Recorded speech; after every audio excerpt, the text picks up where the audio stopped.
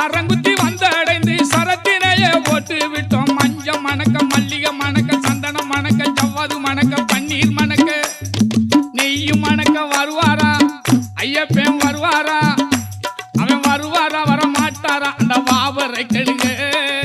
ஐயப்பன் தருவாரா தர மாட்டாரா? அவன் தயவை கேளுங்க.